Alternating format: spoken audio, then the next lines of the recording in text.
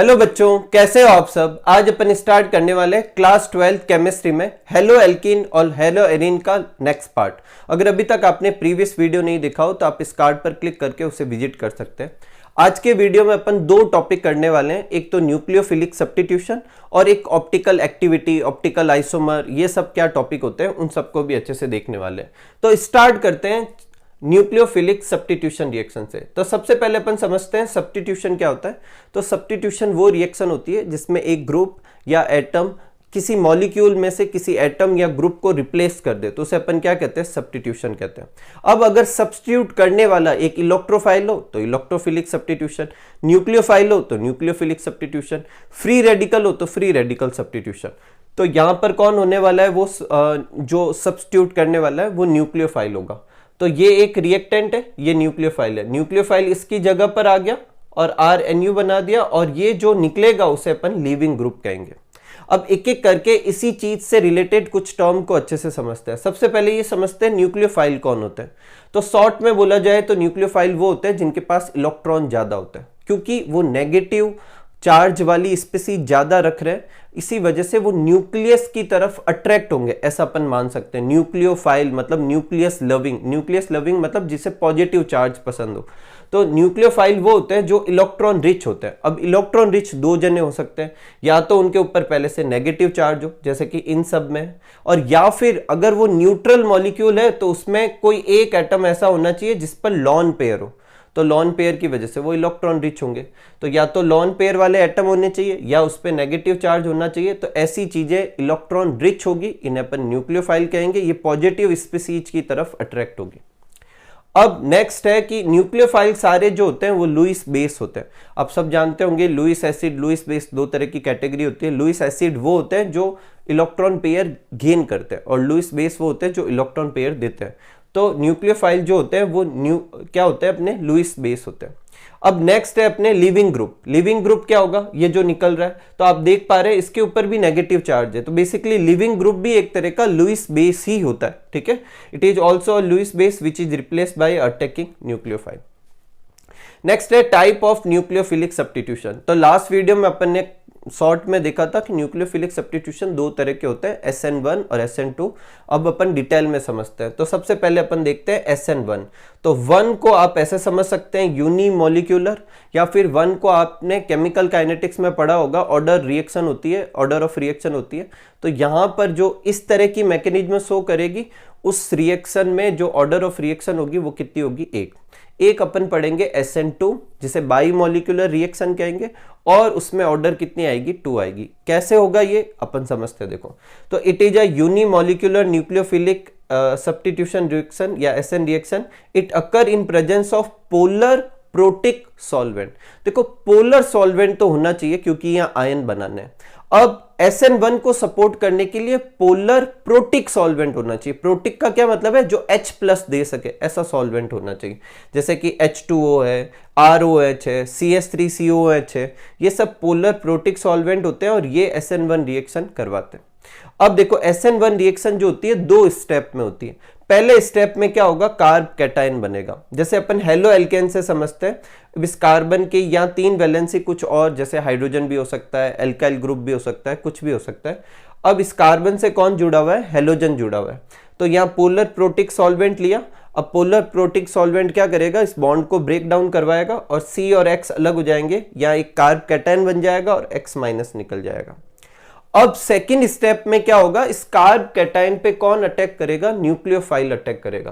तो ये न्यूक्लियोफाइल आया और इस कार्ब कैटायन पे अटैक करेगा। अब ये जो कार्ब कैटायन है ये एक तरह का प्लेनर स्ट्रक्चर है। अब क्योंकि ये प्लेनर स्ट्रक्चर है तो ये न्यूक्लियोफाइल इस तरफ से भी आके जुड़ सकता है और इस तरफ से भी आके जुड़ सकता है। तो यहाँ जो प्रोडक्ट बनेगा 50% में न्यूक्लियोफाइल इस तरफ होगा, 50% में न्यूक्लियोफाइल इस तरफ होगा। तो एक जैसे 2 अपोजिट कॉन्फ़िगरेशन हो गए। इसमें से एक D फॉर्म कहलाती है, एक L फॉर्म कहलाती है। इसे आज ही के वीडियो में अभी आगे अपन देखेंगे। और ऐसे 50-50% के मिक्सर को रेसेमिक मिक्सर कहते हैं। अब ये रेसेमिक मिक्सर क्या होता है वो भी अपन आज ही के वीडियो में देखने वाले हैं। अभी सिर्फ इतना याद रखिए कि SN1 में जो प्रोडक्ट बनते हैं उसमें न्यूक्लियोफाइल इस तरफ से भी जुड़ सकता है, इस तरफ से भी जुड़ सकता है, और मिक्सर में 50-50% दोनों होंगे और उसे अपन रेसेमिक मिक्सर कहते हैं। अब क्योंकि फर्स्ट स्टेप स्लो होता है और ये वाला स्टेप फास्ट होता है, तो रेट ऑफ रिएक्शन सिर्फ स्लो पे डिपेंड करेगी। तो किस पे डिपेंड करेगी? फर्स्ट रिएक्शन में। और फर्स्ट रिएक्शन में सिर्फ हेलो एल्केन था, न्यूक्लियोफाइल नहीं था। तो अपन क्या लिखेंगे यहाँ पे? देखो, rate of reaction depends on halo alkane और उसकी पावर 1। इसका मतलब ऑर्डर ऑफ रिएक्शन कितनी होगी? 1। इसी वजह से इसे फर्स्ट ऑर्डर यूनिमोलिकुलर एसएन या SN1 रिएक्शन कहते हैं। कोई तकलीफ नहीं। अब नेक्स्ट है फैक्टर अफेक्टिंग। कौन कौन से फैक्टर इसकी मैकेनिज्म को अफेक्ट करेंगे? तो सबसे पहले है टाइप ऑफ एल्काइल हैलाइड, कि आप कौन सा एल्काइल हैलाइड लेते हैं। जैसे 3 डिग्री एल्काइल हैलाइड है, 2 डिग्री है, 1 डिग्री है, या मिथाइल हैलाइड है। तो सबसे ज्यादा रिएक्टिविटी SN1 के लिए 3 डिग्री शो करेगा, फिर 2 डिग्री करेगा, फिर 1 डिग्री करेगा, फिर मिथाइल हैलाइड करेगा। ऐसा क्यों? अभी अपन ने देखा कि ये रिएक्शन जब होती है तो पहले स्टेप में क्या बनता है? Carb cation. वो जितना ज्यादा स्टेबल होगा उतनी आसानी से SN1 देगा। अब अगर 3 डिग्री है तो वो 3 डिग्री कैटायन देगा, 2 डिग्री है तो 2 डिग्री कैटायन देगा, 1 डिग्री है तो 1 डिग्री कैटायन देगा, और CH3X है तो CH3 प्लस कैटायन देगा। यहां से स्टार्ट करते हैं। इन दोनों में से CH3 CH2 प्लस बोले तो 1 डिग्री ज्यादा स्टेबल है। क्यों? क्योंकि CH3 का प्लस आई इफेक्ट होता है। प्लस आई इफेक्ट आप अगर नहीं जानते तो बॉन्डेड इलेक्ट्रॉन को सामने वाले की तरफ क्या करेगा? पुश करेगा। तो जैसे ही सामने वाले की तरफ पुश करता है तो उस पर नेगेटिव चार्ज बढ़ता है और पॉजिटिव चार्ज घटता है। तो इसका ये प्लस घटने लगेगा, और प्लस घटेगा तो स्टेबिलिटी बढ़ेगी। चार्ज ज्यादा नहीं होना चाहिए स्टेबिलिटी के लिए। तो इस पर एक प्लस आई ग्रुप जुड़ा हुआ है तो इसके कंपेयर में ये ज्यादा स्टेबल। इसमें 2 प्लस आई ग्रुप जुड़े हुए तो ये और ज्यादा स्टेबल। इसमें 3 प्लस आई ग्रुप जुड़े हुए तो और ज्यादा स्टेबल। तो जैसे जैसे अपन इस तरफ बढ़ रहे हैं, प्लस आई बढ़ रहा है, स्टेबिलिटी बढ़ रही है, और स्टेबिलिटी बढ़ेगी तो उसके करस्पॉन्डिंग जो एल्काइल हैलाइड होगा वो ज्यादा आसानी से क्या देगा? रिएक्शन देगा। ठीक है, तो एक बार आप ये नोट कीजिए। फिर अपन ने अभी तक एक फैक्टर अफेक्टिंग देखा है, फिर और भी फैक्टर अफेक्टिंग को अच्छे से समझते हैं। ठीक है, नेक्स्ट फैक्टर अफेक्टिंग है सॉल्वेंट कैसा होना चाहिए। तो अभी अपन ने देखा था कि सॉल्वेंट कैसा होना चाहिए? वो पोलर प्रोटिक सॉल्वेंट होना चाहिए जो SN1 रिएक्शन को सपोर्ट करता है और फर्स्ट स्टेप में आसानी से कार्ब कैटायन को बनने में हेल्प करता है। ठीक है, नेक्स्ट है नेचर ऑफ लिविंग ग्रुप। अब देखो, लिविंग ग्रुप जितना आसानी से निकल के चला जाए उतना अच्छा है। तो अपन हेलो एल्केन समझ रहे, तो हेलो एल्केन में I- सबसे आसान लिविंग ग्रुप होगा, उसके बाद Br-, उसके बाद Cl-, उसके बाद F-। इसका मतलब अगर मैं एल्काइल आयोडाइड Ri की रिएक्शन कर रहा हूं तो सबसे आसानी से वो SN रिएक्शन देगा, चाहे वो SN1 हो चाहे SN2 हो, क्योंकि दोनों ही केस में ये आसान लिविंग ग्रुप होगा। फिर उससे मुश्किल से देगा RBr, उससे मुश्किल से देगा RCl, और सबसे मुश्किल से देगा RF। ठीक है, नेक्स्ट है नेचर ऑफ न्यूक्लियोफाइल। अब देखो, नेचर ऑफ न्यूक्लियोफाइल देखो, जनरली एक सब्स्टिट्यूशन रिएक्शन में क्या होना चाहिए? जो बाहर से अटैक करता है वो जिसको रिप्लेस करता है उससे ज्यादा क्या होना चाहिए? पावरफुल। लेकिन अभी अपन ने जो मैकेनिज्म देखी, उस मैकेनिज्म में अपन ने देखा कि कार्ब कैटायन पहले बनता है और दूसरे स्टेप में आकर न्यूक्लियोफाइल अटैक करता है।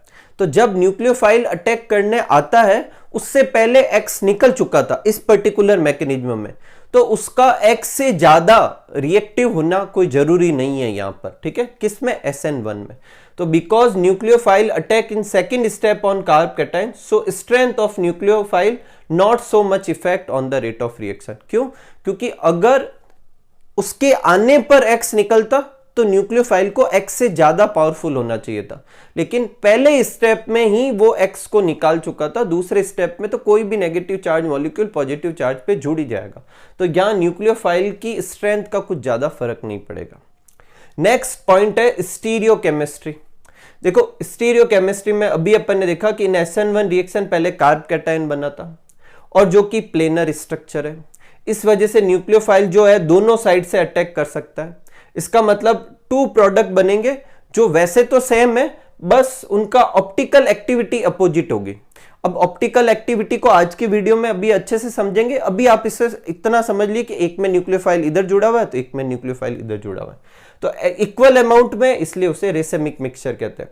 जैसे ये X हटेगा तो NU इस तरफ भी जुड़ेगा या कुछ मॉलिक्यूल में इस तरफ भी जुड़ेगा। इन दोनों के 50-50% न्यूक्लियोफाइल, इन 50-50% का ये जो मिक्सचर होगा उसे रेसेमिक मिक्सचर कहेंगे। अब ये ऑप्टिकल एक्टिव क्या होता है, रेसिमिक मिक्सचर क्या होता है, आज ही के वीडियो में अपन अच्छे से समझ लेंगे। नेक्स्ट है SN2 रिएक्शन। तो अब आप गैस कर सकते हैं, SN1 रिएक्शन यूनिमोलिकुलर थी तो ये बाई मॉलिक्यूलर होगा, ठीक है। उसकी ऑर्डर 1 थी तो इसकी ऑर्डर 2 होगी। ये भी पोलर सॉल्वेंट की प्रेजेंस में होती है, लेकिन पोलर एप्रोटिक सॉल्वेंट होना चाहिए। मतलब पोलर तो होना चाहिए लेकिन उसमें H+ नहीं होने चाहिए, जैसे कि DMSO, ठीक है, डाई मिथाइल सल्फो ऑक्साइड, ठीक है। तो CH3SO ऐसे कुछ सॉल्वेंट का इस्तेमाल करना है। और ये रिएक्शन एक ही स्टेप में होगी। एक स्टेप में कैसे होगी, जैसे ये एल्काइल हैलाइड है और ये न्यूक्लियोफाइल अप्रोच करेगा, जैसे जैसे न्यूक्लियोफाइल इसकी तरफ बढ़ेगा X इससे दूर जाने लगेगा। तो यहां पर ये जो न्यूक्लियोफाइल है उसका X से ज्यादा रिएक्टिव होना जरूरी है, क्योंकि इसी की वजह से ये X निकल रहा है, जबकि यहां ऐसा नहीं था, ठीक है। तो ये न्यूक्लियोफाइल जुड़ जाएगा और X हट जाएगा, ठीक है। अब क्योंकि ये एक ही स्टेप में हो रही थी, तो पहले स्टेप में न्यूक्लियोफाइल और हेलोएल्केन दोनों काम कर रहे हैं, इसलिए rate of reaction haloalkane nucleophile दोनों पे डिपेंड करेगी। सेकंड ऑर्डर या बाई मॉलिक्यूलर रिएक्शन होगी। फैक्टर अफेक्टिंग देखते हैं। तो यहां पर देखो कोई कार्ब कैटायन तो बन नहीं रहा, बस आपको क्या करना है कि यहां पर ये न्यूक्लियोफाइल को इस तरफ से लेकर आना है।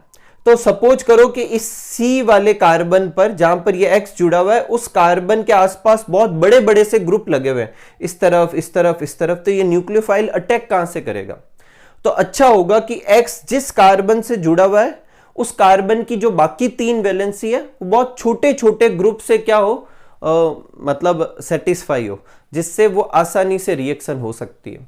तो सबसे आसान रिएक्शन कौन देगा, CH3X, क्योंकि इसमें कार्बन के ऊपर 3 हाइड्रोजन जुड़े हुए हैं।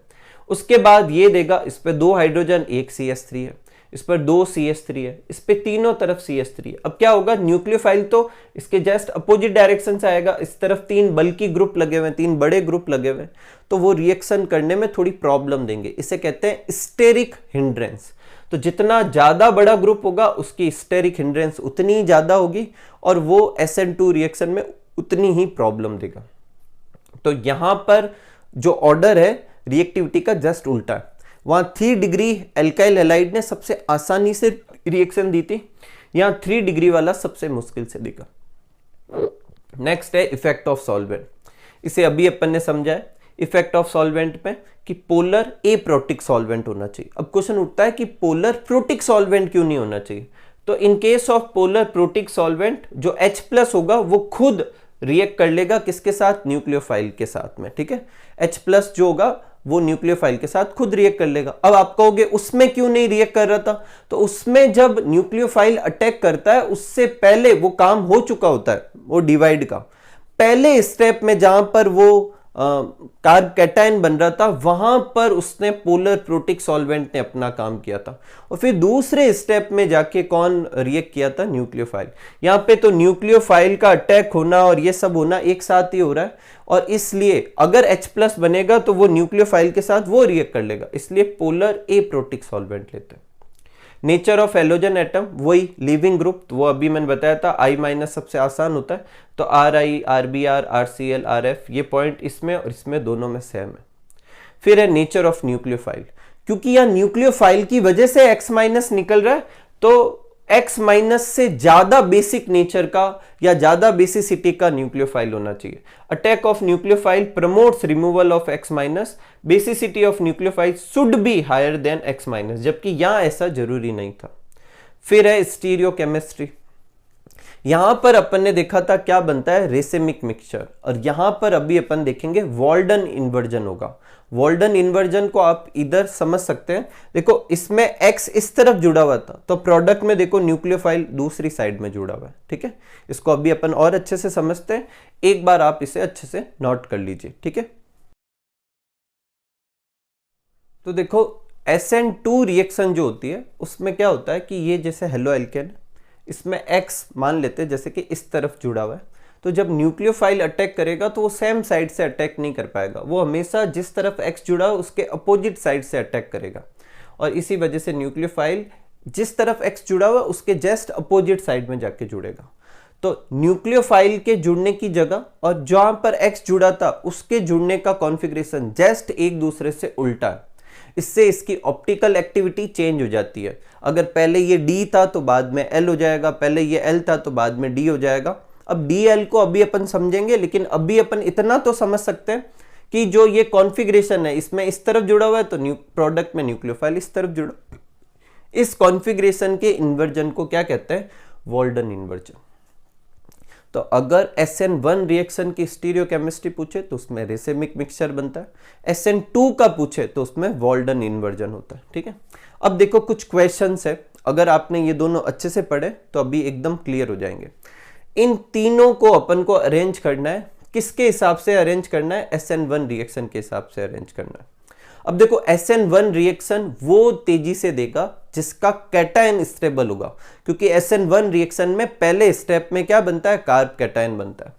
तो ये जो बेंजाइलिक हैलाइड है वो कुछ ऐसा दिखता है और ये उससे बेंजाइलिक कैटायन बनेगा। ये एलाइलिक हैलाइड है, इससे ये एलाइलिक कैटायन बनेगा, और ये एल्काइल हैलाइड है, इससे एल्काइल कैटायन बनेगा। ये दोनों कैटायन इससे ज्यादा स्टेबल होते हैं क्योंकि ये दोनों रिजोनेंस शो करते हैं। ठीक है, और रिजोनेंस से स्टेबिलिटी बढ़ती है, तो ये ज्यादा स्टेबल है दोनों इसके कंपेयर में। इसी वजह से इसका जो करस्पॉन्डिंग जो हैलाइड है, जो कि एल्काइल हैलाइड है, वो सबसे कम रिएक्टिव होगा, और ये दोनों इससे ज्यादा रिएक्टिव है। यहां तक क्लियर? क्योंकि इन दोनों से बनने वाला कैटायन जो है वो रिजोनेंस शो करता है। अब मुद्दा उठता है, जब इन दोनों का कैटायन रिजोनेंस शो करता है तो ये ज्यादा स्टेबल क्यों और ये कम स्टेबल क्यों? ऐसा इसलिए क्योंकि कार्ब कैटायन के केस में देखो ये रिजोनेटिक स्ट्रक्चर है कार्ब कैटायन के, और इसमें 1 2 3 4 5 रिजोनेटिक स्ट्रक्चर बन रहे हैं, जबकि एलाइलिक के केस में 2 रिजोनेटिक स्ट्रक्चर बन रहे हैं। और यही वजह है कि बेंजाइलिक कैटायन ज्यादा स्टेबल होता है और बेंजाइलिक हैलाइड SN1 के लिए ज्यादा रिएक्टिव है। एलाइलिक कैटायन इसके कंपेयर में थोड़ा कम स्टेबल होता है और इसके कंपेयर में थोड़ा कम रिएक्टिव होगा। किसके लिए? SN1 के लिए। आपको ये जो रिजोनेटिक स्ट्रक्चर है वो अच्छे से समझना है। देखो रिजोनेंस में क्या होता है, रिजोनेंस से फर्क क्या पड़ता है उसको भी समझो। देखो यहाँ पर एक पॉजिटिव चार्ज था, तो यहाँ से एक इलेक्ट्रॉन यहाँ पर आ गया, तो यहाँ डबल बॉन्ड बन गया, इससे ये प्लस चार्ज इधर आ गया। अगले स्टेप में ये जो डबल बॉन्ड वाले इलेक्ट्रॉन है ये यहाँ पर आ जाएंगे, ये बॉन्ड इधर बन जाएगा, तो इस जगह पर प्लस चार्ज लग जाएगा। उसके अगले में ये बॉन्ड इधर आ जाएगा तो प्लस चार्ज इधर लग जाएगा, उसके अगले में ये बॉन्ड इधर आ जाएगा तो प्लस चार्ज उधर आ जाएगा। अब रिजोनेंस से फर्क क्या पड़ता है? रिजोनेंस होने से ये प्लस चार्ज डिस्ट्रीब्यूट हो गया, एक side, 2 side, 3 side, 4 side, 4 side पर डिस्ट्रीब्यूट हो गया, तो एक जगह इकट्ठा नहीं है, और डिस्ट्रीब्यूट हो गया तो प्लस चार्ज कम हो गया, और कम होगा, मैंने अभी बोला चार्ज कम होता है तो स्टेबिलिटी बढ़ती है। नेक्स्ट है arrange following for SN2 reaction. SN2 reaction के लिए अरेंज करना है, तो SN2 में क्या होता है? 1 डिग्री आसानी से देता है कंपेरेटिवली 2 डिग्री के। तो यहां देखो क्लोरीन जिस कार्बन से जुड़ा हुआ है वो कार्बन सीधा एक कार्बन से जुड़ा हुआ है, इसका मतलब ये 1 डिग्री हैलाइड है। और यहां क्लोरीन जिस कार्बन से जुड़ा हुआ वो एक ऊपर और एक नीचे 2 कार्बन से जुड़ा हुआ, मतलब ये 2 डिग्री हैलाइड है। तो 1 डिग्री आसानी से रिएक्शन देंगे, 2 डिग्री मुश्किल से देगा, एकदम सिंपल। इन दोनों में अरेंज करना है, तो ये तो मैंने आपको बोला ही था कि RI सबसे आसानी से रिएक्शन देता है, फिर RBl, RCl, फिर RF। तो ये आयोडाइड है, ये क्लोराइड है, तो आयोडाइड आसानी से रिएक्शन देगा। ठीक है, क्योंकि आयोडीन बेटर लिविंग ग्रुप होता है। नेक्स्ट है अरेंज फॉर SN1 और SN2, इन तीनों को अरेंज करना है। पहले अपन करते हैं SN1 के हिसाब से। तो जब इसका कैटायन बनेगा तो उस पे सिर्फ इसकी वजह से रिजोनेंस होगा। फिर जब इसका कैटायन बनेगा तो इसमें देखो एक तो रिजोनेंस हो गया और एक प्लस आई इफेक्ट हो गया, तो प्लस आई और रिजोनेंस दोनों स्टेबिलिटी बढ़ाते हैं, तो ज्यादा स्टेबिलिटी बढ़ जाएगी। इसमें 2 रिंग है तो और ज्यादा स्टेबिलिटी बढ़ जाएगी, तो सबसे ज्यादा स्टेबिलिटी बढ़ेगी इसकी। तो SN1 के लिए सबसे ज्यादा रिएक्टिव होगा ये, फिर ये और फिर ये। जबकि SN2 में क्या होता है, जितना छोटा ग्रुप हो उतना ही अच्छा है। तो इस कार्बन पे एक बल्कि ग्रुप लगा हुआ है, इधर 2 लगे हुए, इधर भी 2 लगे हुए, लेकिन ज्यादा बड़े लगे हुए। तो SN2 के लिए सबसे आसान बैट ये होगी, उसके बाद ये, उसके बाद ये। तो SN1 के लिए 3 2 1 और SN2 के लिए 1 2 3। ठीक है, तो एक बार आप ये नोट कर लीजिए, फिर अपन आगे बढ़ते हैं और नेक्स्ट टॉपिक लेते हैं जो कि अपना है ऑप्टिकल एक्टिविटी, और उसमें अच्छे से समझते हैं कि ये डी क्या होता है, एल क्या होता है, रेसिमिक मिक्सचर क्या होगा, वॉल्डन इन्वर्जन वगैरह अपन अच्छे से समझते हैं। ठीक है, नेक्स्ट टॉपिक है अपना ऑप्टिकल एक्टिविटी। देखो ऑप्टिकल एक्टिविटी मतलब लाइट के टूवर्ड्स में कैसी एक्टिविटी है उसको अपन क्या कहेंगे, ऑप्टिकल एक्टिविटी। इसको समझने से पहले सबसे पहले अपन देखते हैं जो लाइट क्या इस्तेमाल करेंगे उसके बारे में, वो होगी प्लेन पोलराइज्ड लाइट। तो देखो एक जनरली जो लाइट होती है उसकी वाइब्रेशन सारी तरफ होती है, तो उसे कहते हैं अनपोलराइज्ड लाइट। फिर आप फिजिक्स में एक चैप्टर में पढ़ोगे निकोल प्रिज्म, आपके फिजिक्स वाले टीचर से अच्छे से समझिए। निकोल प्रिज्म जिसमें से अनपोलराइज्ड लाइट जब पास करते हैं तो सारे एक ही वाइब्रेशन एक ही प्लेन में होने लगते हैं, उसे कहते हैं पीपीएल, प्लेन पोलराइज्ड लाइट। अब अपन को क्या करना है, जिस केमिकल कंपाउंड की ऑप्टिकल एक्टिविटी देखनी है उसको एक ऐसे ट्यूब में भरते और उसमें से प्लेन पोलराइज्ड लाइट पास करते हैं। तो क्या होगा, दो केस हो सकते हैं, या तो वो उस लाइट को कुछ भी अफेक्ट ना करे, वो जैसी थी वैसे के वैसे बाहर आ जाए। अगर ऐसे बाहर आती है तब उसे अपन कहेंगे कि वो कंपाउंड ऑप्टिकली इनएक्टिव है।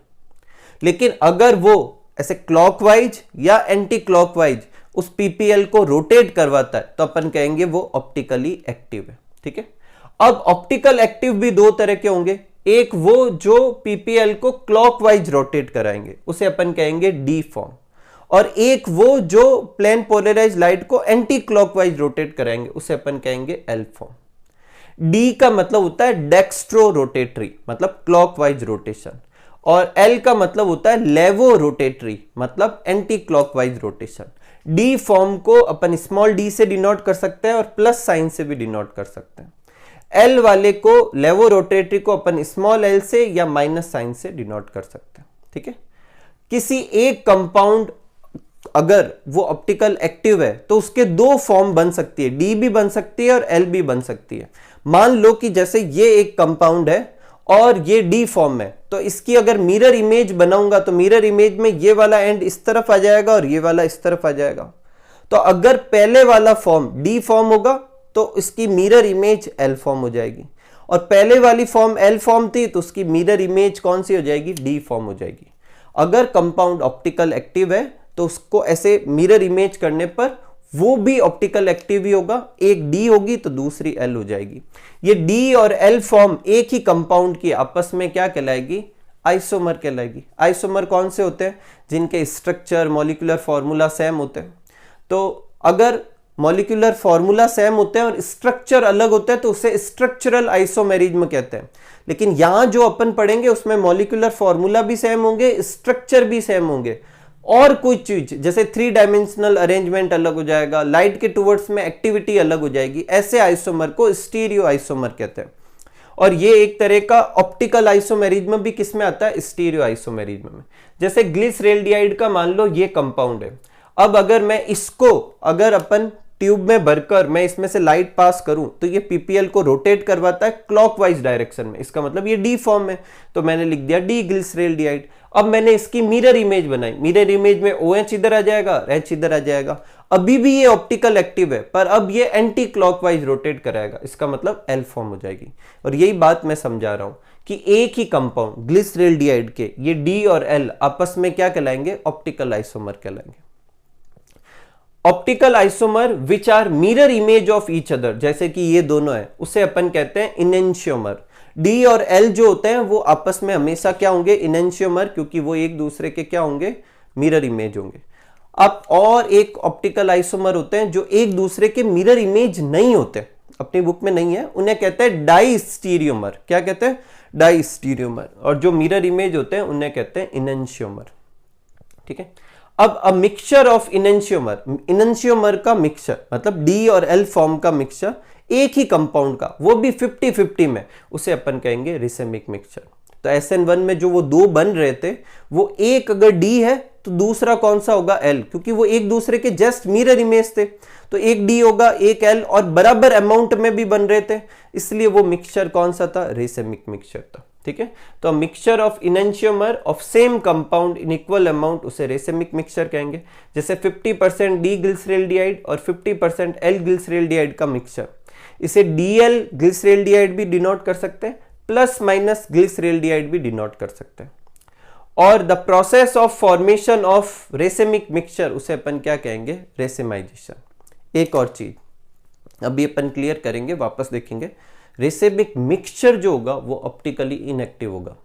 आपने एक कंटेनर में रेसेमिक मिक्सचर भरा हुआ है, आप पीपीएल पास करा रहे हो, तो जो डी वाला है वो उसे क्लॉकवाइज रोटेट कराएगा, एल वाला उसे एंटी क्लॉकवाइज रोटेट कराएगा। तो ओवरऑल पीपीएल किसी तरफ रोटेट नहीं हुआ। इस वजह से डी फॉर्म ऑप्टिकल एक्टिव होती है, एल फॉर्म ऑप्टिकल एक्टिव होती है, लेकिन उनका 50-50% मिक्सचर बोले तो रेसेमिक मिक्सचर ऑप्टिकली क्या होता है, इनएक्टिव होता है। एक और टॉपिक देखते हैं आज की क्लास में, फिर अपन नेक्स्ट क्लास में करेंगे। पहले आप इसे एक बार अच्छे से नोट कर लीजिए, ठीक है। तो एक लाइन जो अभी मैंने लिखी थी वही यहां पर नोट कर रखी है कि रेसेमिक मिक्सचर जो होता है वो ऑप्टिकली इनएक्टिव होगा, क्योंकि rotation due to one isomer वो कैंसिल हो जाएगा अदर। डी क्लॉकवाइज घुमाएगा तो एल एंटी क्लॉकवाइज घुमा देगा और वो ऑप्टिकली इनएक्टिव होगा। नेक्स्ट कंसेप्ट है अपने एसिमेट्रिक कार्बन स्टीरियो सेंटर या किरेल कार्बन का। अब मेरी बात ध्यान से सुनना, आपको एक कंपाउंड दे रखा है, अब वो ऑप्टिकल एक्टिव होगा या नहीं होगा, अपन कहाँ टेस्ट ट्यूब लेंगे, उसमें से वो ट्यूब लेंगे, उसमें से लाइट पास कराएंगे। तो क्या कोई तरीका है जिससे अपन कंपाउंड देखकर बता सकते हैं कि वो ऑप्टिकल एक्टिव होगा या नहीं? तो इसका तरीका है, उसमें एसिमेट्रिक कार्बन या स्टीरियो सेंटर कार्बन या किरेल कार्बन ढूंढो। अब क्वेश्चन उठता है कि वो होता क्या है। तो a carbon with 4 difference valency, अपन जानते हैं कार्बन की 4 वैलेंसी होती है, वो चारों वैलेंसी किसी अलग अलग ग्रुप से जुड़ी हुई हो तो ऐसे कार्बन को अपन एसिमेट्रिक कार्बन या स्टीरियो सेंटर या किरेल कार्बन कह सकते हैं। किरेल ही क्यों कहेंगे, क्योंकि किरेल का मतलब होता है हाथ। हाथ जो होता है उसकी मिरर इमेज जो होती है वो, जैसे ये हाथ है ये अपने, और इसकी मिरर इमेज ऐसी होगी। अगर इसको इसके ऊपर रखूं तो ये ओवरलैप नहीं होगा, ये थंब इधर आ जाएगा, इसमें ये थंब इधर आ जाएगा। तो हाथ जो होते हैं वो एसिमेट्रिक होते हैं, और एसिमेट्रिक होते हैं उन्हें अपन किरेल कहते हैं। हैंड को एक लैंग्वेज में किरेल कहते हैं, इसीलिए जो एसिमेट्रिक चीज होगी उसे अपन किरेल कहेंगे। तो a carbon with 4 different valency और carbon which attach to 4 different group उसे अपन एसिमेट्रिक, स्टीरियो सेंटर या किरेल कार्बन कह सकते हैं। और ऐसे मॉलिक्यूल जिसमें एक ऐसा कार्बन है, कम से कम एक कार्बन ऐसा है, उसे एसिमेट्रिक मॉलिक्यूल कहेंगे और वो हमेशा ऑप्टिकली क्या होगा, एक्टिव। जैसे कि मान लो 2-क्लोरोब्यूटेन, तो 2-क्लोरोब्यूटेन में देखो ये कार्बन एसिमेट्रिक नहीं है, ये भी नहीं है, ये भी नहीं है, लेकिन ये वाला है। क्यों? इसके ऊपर हाइड्रोजन जुड़ा हुआ है, नीचे क्लोरीन, इस तरफ CH2 CH3 और इस तरफ CH3, तो चारों वैलेंसी अलग अलग ग्रुप से है। तो ये एक कार्बन तो है और इस कार्बन को अपन किरेल कार्बन कहेंगे, और ये पूरा कंपाउंड एसिमेट्रिक मॉलिक्यूल और ऑप्टिकली एक्टिव होगा। अपन को पीपीएल पास करा के चेक करने की जरूरत नहीं है। हालांकि इसमें एक प्रॉब्लम है, अपन ये नहीं बता सकते ये डी है या एल, पर इतना पता है कि दोनों में से कोई एक जरूर होगा, ठीक है। किरेलिटी क्या होती है? The object which are non superimposable on their mirror image. मैंने अभी बताया अपने हैंड जो होते हैं, और ये एक हाथ है तो इसकी मिरर इमेज ऐसी होगी, उसको उसके ऊपर रखने पर वो मिरर इमेज को कवर नहीं करता, तो नॉन सुपर इम्पोजिबल हो जाएगा। ऐसे ऑब्जेक्ट को अपन क्या कहते हैं? अपन क्या कहेंगे? किरेल कहेंगे। और जिनमें ऐसी प्रॉपर्टी होगी उसे किरेलिटी कहेंगे। तो जो किरेल होते हैं, जिनमें किरेलिटी होती है, वो एसिमेट्रिक होते हैं और वो ऑप्टिकली क्या होंगे? एक्टिव। अपनी बुक में एक एक्सरसाइज दे रखी है, आप प्रैक्टिस जरूर कीजिएगा। उसमें ऐसा ले रखा है कि इनमें से कौन कौन से ऑप्टिकल एक्टिव है। तो आपको सिंपली एक काम करना है, उन सारे कंपाउंड में कम से कम एक कार्बन ऐसा ढूंढना है जिसकी चारों वैलेंसी अलग हो। अगर आप ऐसा ढूंढ पा रहे हैं तो वो एसिमेट्रिक मॉलिक्यूल हो जाएगा और फिर वो ऑप्टिकली एक्टिव होगा, ठीक है। नेक्स्ट है, एक और टॉपिक है कि जब एक कंपाउंड जिसमें एक स्टीरियो सेंटर होता है, जैसे कि ये कार्बन है, इसकी चारों वैलेंसी अलग है, और इस पर अपन कोई रिएक्शन करवाते हैं, तो रिएक्शन के बाद में जो प्रोडक्ट बनेगा वो 3 तरह की चीजें शो कर सकता है। जैसे अपन इनको समझते हैं, ये कंपाउंड था, मान लो मैंने इस पे Y ऐड करवाया और SN2 मैकेनिज्म से कराया, तो अगर X इस तरफ है तो इसमें Y क्या आएगा? इस तरफ आ जाएगा। तो ये कॉन्फ़िगरेशन का इन्वर्जन हो गया। ये देखो, ये और ये एक दूसरे की मिरर इमेज जैसी होगी अगर अपन X और Y को एक बार इग्नोर करें, क्योंकि इसमें x इस तरफ था और इसमें y इस तरफ है। तो ये अपने कहलाएगा वॉल्डन इन्वर्जन, या इसे अपन कहेंगे इन्वर्जन ऑफ कॉन्फ़िगरेशन।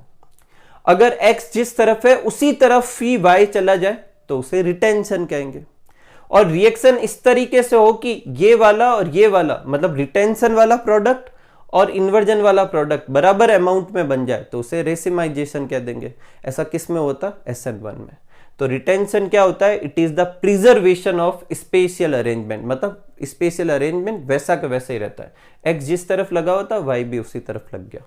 इन्वर्जन क्या होता है? ये स्पेशियल अरेंजमेंट का अपोजिट होगा, मतलब पहले वाले का, इसमें x इस तरफ लगा हो तो इसमें y दूसरी साइड में लगा हुआ। और रेसिमाइजेशन क्या कहलाएगा? 50-50% बन जाएगा इनैंशियोमर का। ठीक है, तो यहां पर अपने ये जो टॉपिक था क्या, अपने SN रिएक्शन, ऑप्टिकल एक्टिविटी वगैरह, ये खत्म होता है। साथ में ही अपनी जो हेलो एल्केन की केमिकल रिएक्शन थी वो भी खत्म हो गई।